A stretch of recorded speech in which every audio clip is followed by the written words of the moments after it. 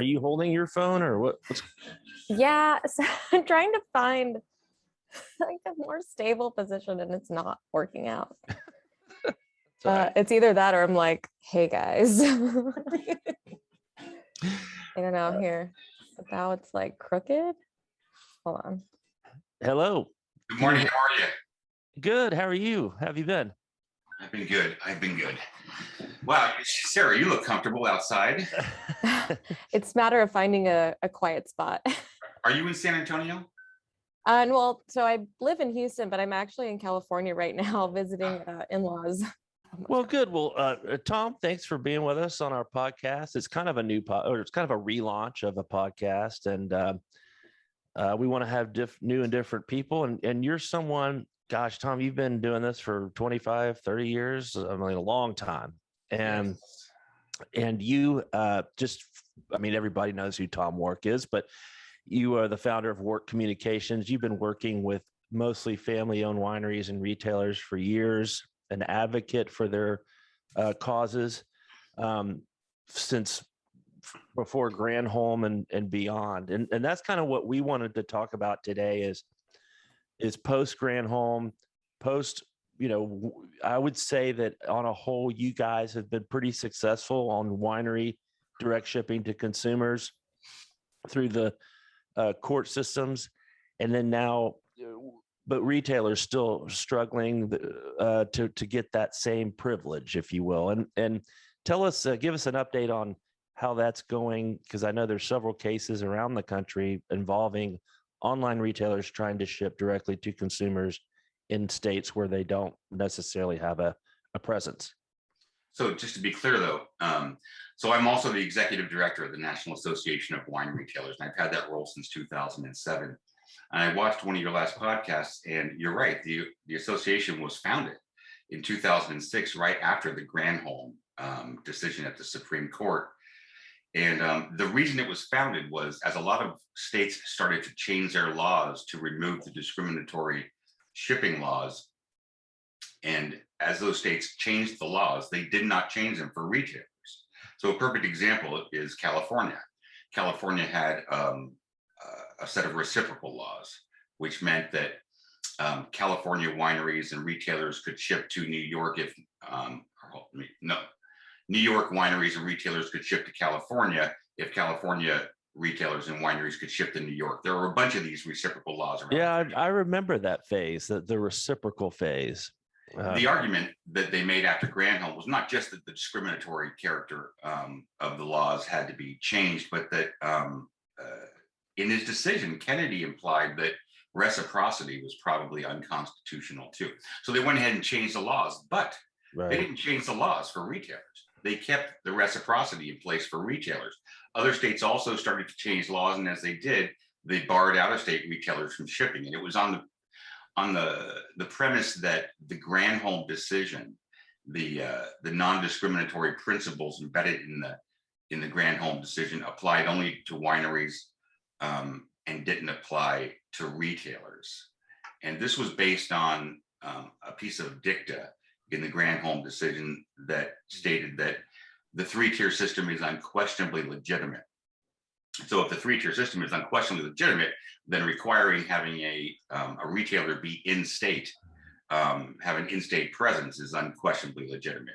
And so based on this, and just to be clear for our younger readers at home, when you say dicta, it's part of the decision, but it doesn't make case law. That's exactly right. So just in a decision, you'll have a holding. The court holds that Tom Wark ought to go to jail. And in the process of making of issuing this ruling, they say, and by the way, Tom Wark is a bit of a jerk. Well, that's not case law, but the fact that he has to go to jail. But it might be true. Exactly. That's exactly right. That's exactly right. So if they say dicta, Tom Wark and Harry Schumacher are both assholes, it'd be true, but not necessarily used as a precedent in a later case. Okay. Exactly. That's exactly correct. So and so for many years, the assumption was made by attorneys in the industry and by wholesalers and by courts, importantly, that the Granholm decision that a state may not allow its own wineries to ship direct to residents in that state, but prohibit out-of-state wineries from doing the same thing, that principle only applied to producers. And the courts accepted this notion. Lots and lots of people accepted this notion. We didn't accept that notion, and there were a couple of courts also that didn't accept that notion. But nonetheless, that was important. Mm-hmm. And then in 2019, we had the Tennessee Wine versus Thomas decision, and that was a weird case because Tennessee had this durational residency requirement that said you had to be a retailer or you had to be a resident of Tennessee for 2 years before you could open up a retail shop. However, you have to be a resident for 10 years before you can renew it. That was a little, and so I mean, it's like a Rube Goldberg machine. That very much so. And in fact, the state and Tennessee retailers didn't even defend that second 10-year portion of it, but they did defend the idea that you could have a durational residency requirement before you let somebody have a license. And their defense was, hey, Granholm said that we can discriminate against retailers. It only applied to wineries, that you can't discriminate against wineries. Well, the courts came back and said, no, we didn't say that. And there's nothing in Granholm that even implied that. You cannot discriminate against out-of-state entities. And it was based on that ruling because they didn't touch on retailer shipping really, except a little bit in the oral arguments before the Supreme Court. They didn't really touch on it in the decision, but they did say that the principles of Granholm applied to retailers. And so we're figuring, well, let's see if a lot of states start to open up as we asked them to do so based on the Tennessee. And they didn't want to. So a variety of suits were filed. I think maybe 8 or 9 different suits were filed in this case. And there's still, I think, 7 of them that are ongoing. The courts move, they don't move lickety split. Yeah, you think? I mean, we were talking about this 25 years ago in 2005. And I've read all of your fermentation blog is obviously a staple in the wine industry. If you guys don't know about it, it's the best wine blog out there, fermentation blog. But anyway, you've been writing for years that the main chokeholds or the main arguments is the state needs wholesalers there to collect taxes and to promote temperance and public policy measures. And you said that those are red herrings for protectionism. And and I think you're right. I think there's arguments, definitely. I mean, you can't deny that. But I think a lot of states, from a practical standpoint, say, well, it's just easier to level down so that we don't have to create this whole new trade of license. We don't have to collect taxes from all these retailers from all over the country. It seems like a hassle. Why not just level down and make it so no retailers can ship direct? And so is that kind of where we're at, or what are you seeing? No, not so much. There are now 15 states in the District of Columbia allow out-of-state retailers to ship in under a variety of circumstances. So some states require out-of-state retailers to get a permit. Others allow out-of-state retailers to ship in based on a reciprocity law. Others have been opened up for retailer shipping based on lawsuits, and no enacting laws have been passed. Yeah. But the thing is this, 46 states now allow out-of-state wineries to ship in. Out-of-state wineries in almost every state have to remit taxes, and not just sales tax, but they also have to remit excise taxes. Right. In almost every state, wineries are required to remit reports to the state, either on a monthly or biannual or annual basis. In almost every state now, or at least half the states where wineries can ship, common carriers are required by law to submit their reports also. And so far, there's really been no claim by any regulator that we can't do this. Mm-hmm. Now, what's interesting is this. In those states where both wineries and retailers can ship in, and where a permit has to be issued, wineries are issued 70% of all permits, and retailers only get 20 to 25% of those permits. And there's a reason for this. Almost every winery in the country has direct shipping as an important component of its business plan. Mm-hmm. Whereas only an extraordinarily small minority of retailers use shipment as part of their business plan. Our membership is about 100 to 110 strong, and we have most of the large shippers as members at NEWR. And we estimate that there's maybe 500 retailers nationwide that are doing interstate shipment, whereas you've got probably 10,000 wineries that are doing interstate shipment. Are those So mostly like specialty retailers? You know, like they have real like Yes. niche things that, okay. Yeah, so I mean, so we're talking about mainly brick and mortar retailers, Mhm. talking about the K&Ls of the world and the Zackies of the world and Grapes the Wine Company. These are sort of small specialty shops. The ones who are not shipping, well, obviously are the, you know, the convenience stores and, you know, Rite Aid and, you know, those kinds of things. Most grocery stores are not shipping, and those kinds of retailers account for a huge majority of the kinds of alcohol retailers that are licensed across the country. In addition to that, those sort of small mom and pop shops that you see, you know, liquor stores that are on the corner, and they're doing a lot of business in cigarettes and they're doing a lot of business in booze, and they've got some wine there. They're not doing shipping either. You know, it's the specialty wine retailer, the independent wine retailer that's doing most of the shipping. Yeah. So the claim, I guess my point is, the claim that a state would not be able to monitor and regulate out-of-state retailers makes zero sense whatsoever. Of course they could. Especially if they could do 10,000 wineries. This is exactly right. Yeah. Okay. And well, hasn't technology kind of caught up with this? I mean, is it still really a big problem for consumers to get wine that they want? I mean, it's with the Drizzlies of the world on the consumer end, and then on the wholesaler end, you have like LibDib and other ways and brokers. Is it really hard for a small winery to still get access to market out of state? For a small winery, I mean, small wineries would like to, small to medium-sized wineries would like to see it be easier for them to utilize the 3-tier system. Mm-hmm. But as long as they're able to ship direct, those 5,000 case wineries, you know, if they've got a tasting room, and if they've got an online presence, they're probably going to sell somewhere in the neighborhood of 75% of their wine direct, particularly if you're on, you know, if you're in Sonoma Valley or Napa Valley or Paso Robles, those sorts of places. Right. But they'd still probably want to move a little bit of their product to white tablecloth restaurants in this city or that city, and they're at the mercy of the wholesaler for that, Mhm. right? Yeah. How much money is a wholesaler going to make, you know, distributing 50 cases of, you know, XYZ cult wine? They're just, it's not their business. Wholesalers are awesome at moving large quantities of large production wines. They do it well. They need to do it well because that's the vast majority of wine that's sold and drunk in the United States, right? Mhm. Only a small percentage of people are buying wine over $25 a bottle. It's tiny. Most people are buying box wine, $7 bottle of wine off the bottom shelf in the grocery store, and that's the way it's going to be. Right. But there are a lot of wineries that make small numbers of expensive wine that a small group of people are very enthusiastic about, and they often just can't get it where they are. So you need to have that direct shipping. But here's the Right. thing. It's not just wineries. I went and looked over the past 3 years. The federal government has issued 350,000 colas. 2/3 of those are imported wines. Now, in any given state where 99% of the wine is sold from a wholesaler to a restaurant or retailer and then to the public,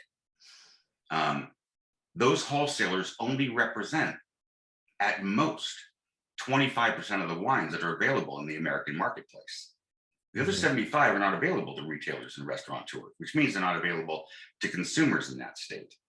And so when I hear a wholesaler or even a retailer for that matter say consumers can get whatever they want, it's a straight up lie. They simply cannot. And this is why interstate shipment by retailers is important. And it's particularly important to importers because in the United States, it's only retailers who sell imported wines. Right. Right. I got you. Like when I started in the business, and, you know, and I come more from the beer side, so it's a little different. We're not really, the beer side is not as concerned about DTC as wine is because this is heavy relative to its price. But one of the things when I got in the business is that kind of the guys who were against the 3-tier system were the real small guys and the real big guys, talking about suppliers and also the big retailers. And it seems like now it's evolved into the big distilleries and brewers have a real investment in the 3-tier system. And the big retailers are starting to come around too, to the detriment, I think, of they've realized that having a seat at the table is the best keeping the barrier to entry high. And you kind of see it, especially with wine and spirits, how they've integrated their wholesalers. They're almost de facto divisions of Diageo and Pernod and Bacardi. And if you're Southern, you're so beholden to those guys that it's I think from your perspective, you've got more people against you now than you did when we started in 2005.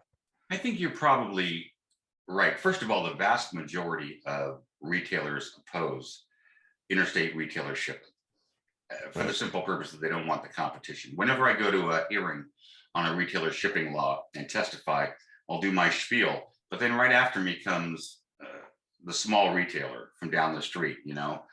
Jim and Joan own the shop and their families owned it for 50 years. And if out-of-state retailers can start shipping in, well, we're out of business.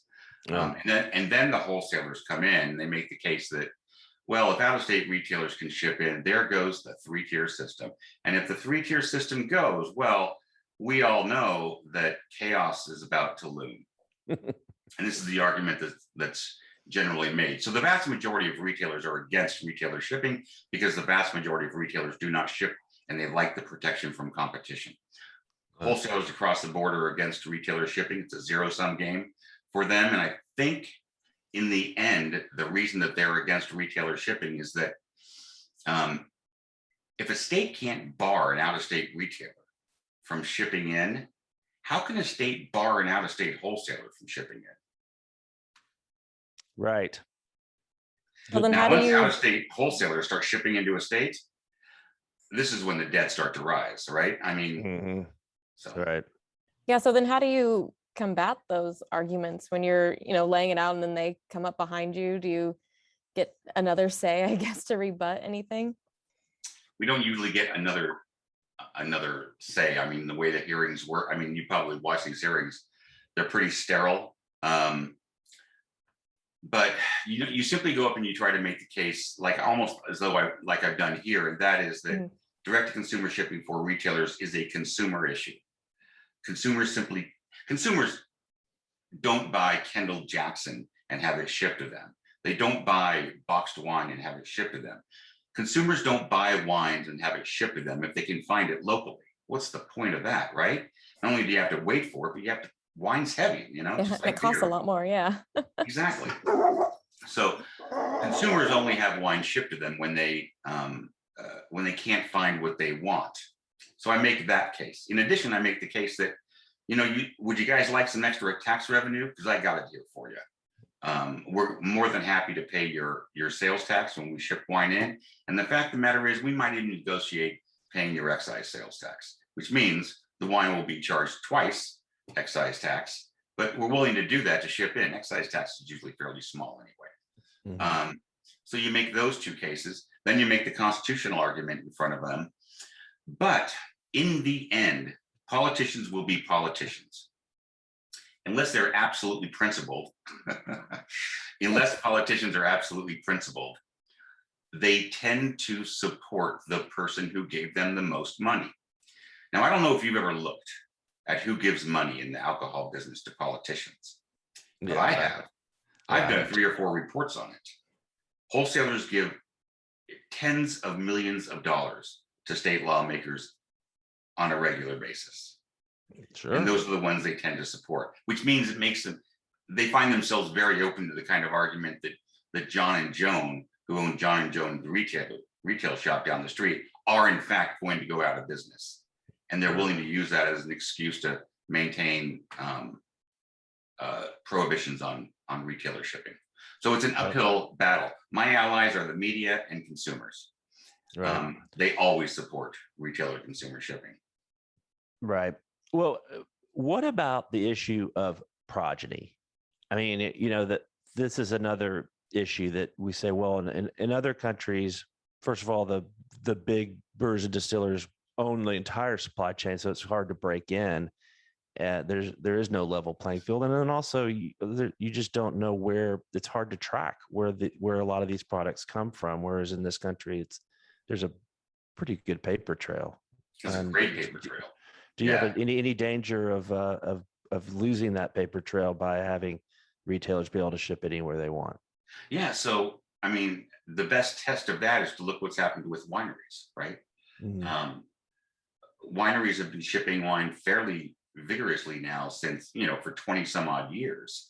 And to date, there's been. When I say progeny, I meant provenance. I'm sorry. I understand what you meant. I meant you could feel free to to correct me when I talk like an idiot. Progeny. That's Sarah's job. Okay, yeah, okay. Sarah, come on, man. It's provenance, not progeny. Sorry. Progeny is children, I think, and provenance is the That's source. Right. Okay, thank you. No, I mean, retailers get 99% of all their wine from wholesalers. Yeah. Right. And so if retailers were able to ship into, say it was legal to ship into the state of Texas, I'm sure that the law there would be very, very clear. On a monthly basis, retailers who have a license to ship in would have to submit a report showing all the transactions that happened, showing all the wines that were shipped in, and showing where they were shipped, just like wineries do. And people don't talk about how are we going to track what wineries are doing when they're shipped. People don't make that case anymore. The reason they don't make that case is there's no reason to make that case because there's nothing to stop anymore. Winery shipping is happening. The same would hold true for retailers, and it does hold true in places like New Hampshire and Nevada and Oregon. None of these states that issue permits to out-of-state retailers have had any problem whatsoever with tracking the provenance of the wines. All right. Okay. And so what's next for Tom Wark? You've been fighting the good fight. Well, you think it's the good fight. You've had, but I admire your passion because you've been consistent. That's for damn sure. And what you're fighting this retailer fight. What other things that you are out there that kind of worry you about the industry? Well, I can tell you this: if tomorrow the Supreme Court piped up and said you can't discriminate against out-of-state retailers, and that legal issue were taken care of, the next battle, of course, would be like you said, working with states to try to make sure they don't level down. That's sort of the same fight, right? But it's a fight nonetheless, and the wineries have fought it too. But after that, I think the interests of retailers and the interests of producers can be located in the issue of self-distribution. Right now, two retailers in any given state have access to the same inventory, and it's very difficult for them to distinguish their offerings from their neighbors' offerings. Retailers are going to have to become much more competitive. And there's only a few ways you can be competitive as a retailer. You can lower your prices, or you can have a different or differently curated selection. But it's difficult to have that if you're all getting your supply from the same place, the wholesalers. Right. I would argue that for that the future of retailers is in being able to source product, for restaurants too, to be able to source products from a wide variety of sources, including producers. I think that those states that allow in-state wineries or brewers or distilleries to sell direct to retailers, but don't allow out-of-state producers to do the same thing, I think they're walking on unconstitutional ground. And I think it's to the consumers and to the retailers' benefit to broaden the selection that retailers have. So I think that's a fight that has to be fought. I'm a little bit worried too about this. I think we might be in the middle of a neo-prohibitionist moment that we don't necessarily recognize. We just had the WHO, the World Health Organization, suggested that countries ought to advise women of childbearing age not to drink. Yeah, I saw that. That's bread and butter right there, right? Yeah. And there will be some countries that follow their lead. There won't be a lot at this point, but that's a little bit worrisome to me too. What about cannabis and its effect on you're right up there in the midst of it. Do you see it affecting how beverage alcohol is regulated, and B, how it affects overall demand? it's going to lessen, and it is lessening demand. You know, what's interesting is I think it was at the end of 2019 or early 2020, it became clear, for example, that wine sales were flat, if not declining. And what would have caused that? Well, there's a lot of things that could have caused it, right? Consumers have a huge amount of choice they didn't have before, right? When you and I, Harry, were growing up, I mean, the number of beers on the shelf for us to choose from, they were relatively small.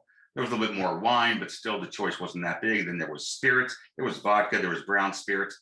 Maybe there's a wine cooler out there. Now, if I want my 6% alcohol kombucha, I got it, right?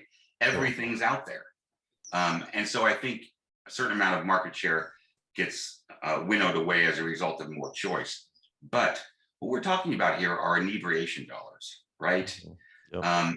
People, I think a lot of people drink alcohol and drink wine because, you know, it's 6 o'clock, I am home and it was a tough day. A couple glasses of wine sound pretty good right now. You know, a couple beers sound good. Martini sounds good.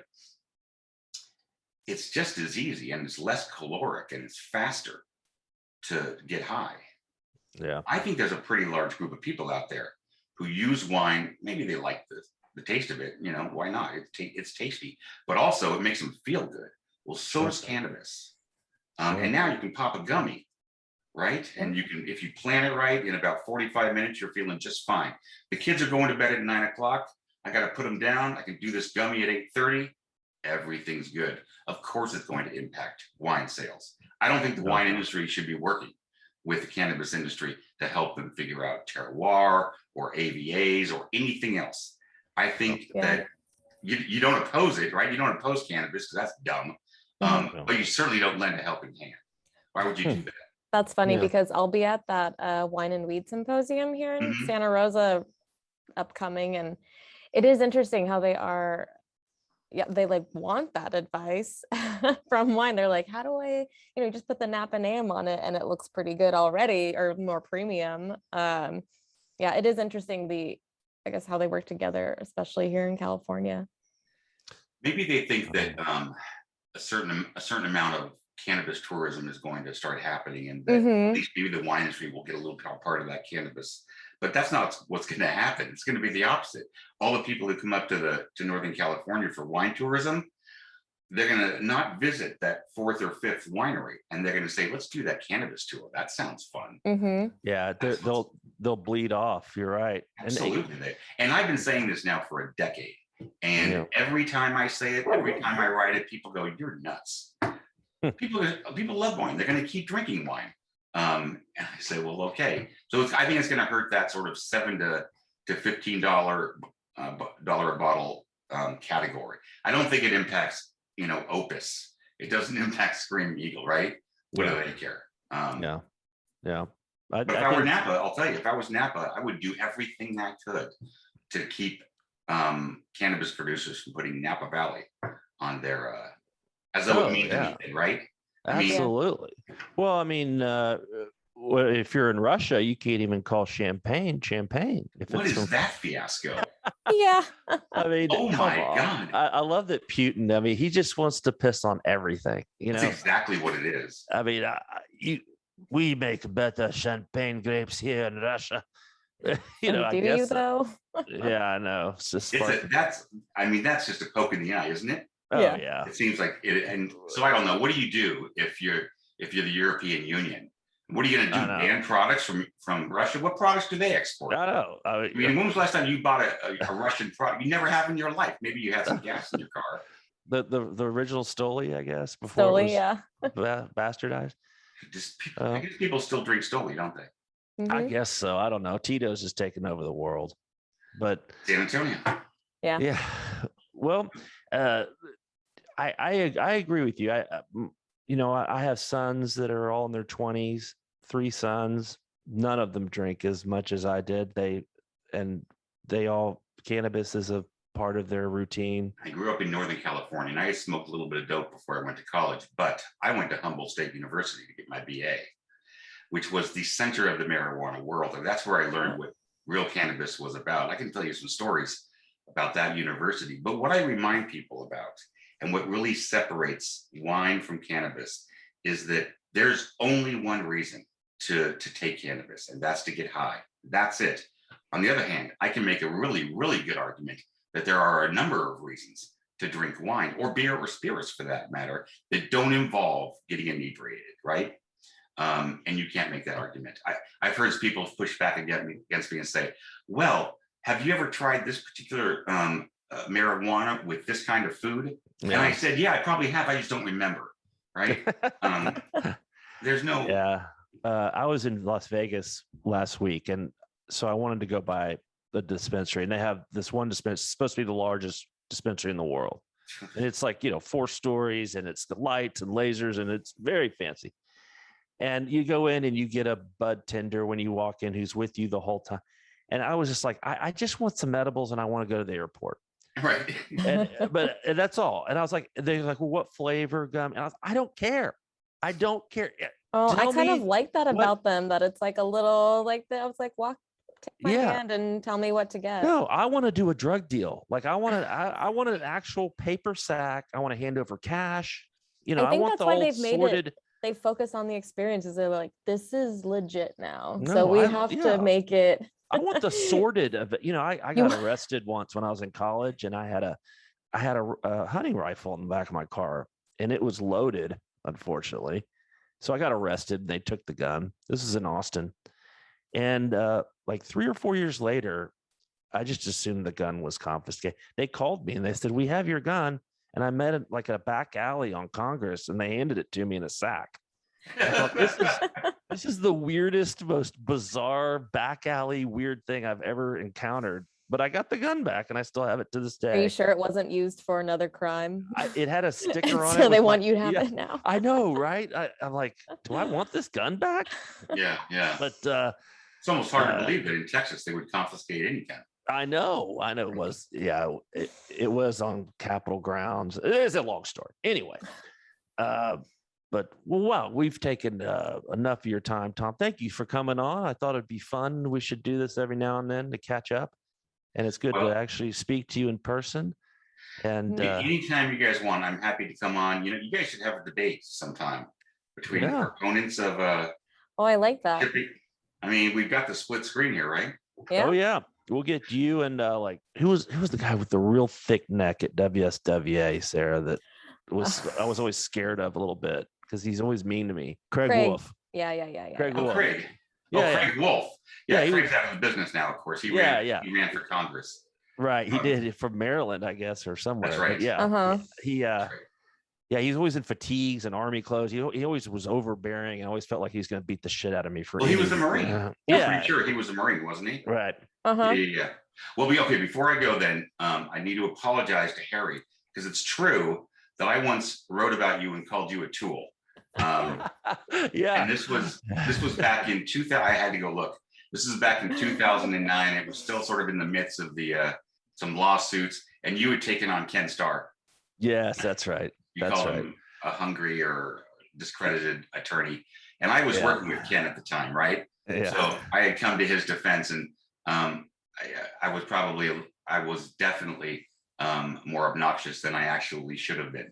So I should apologize for that, despite it being no. I thought it was actually very clever, because it's okay. You can still call him a tool if you want. It was a perfect double entendre, because it's like he's a tool, but what Tom was really saying was I was a tool for the wholesalers, making their arguments, carrying their water. But no, I thought it was funny. Are you guys going to be at NCSLA? Sarah might be. When is that? August, I think, like 25. It's going to be in Reno. Do you play poker, Sarah? No. No? Oh, we should play for money then. Well, see, but I have the best poker face because I don't really know what I'm looking at. So I can't give anything away.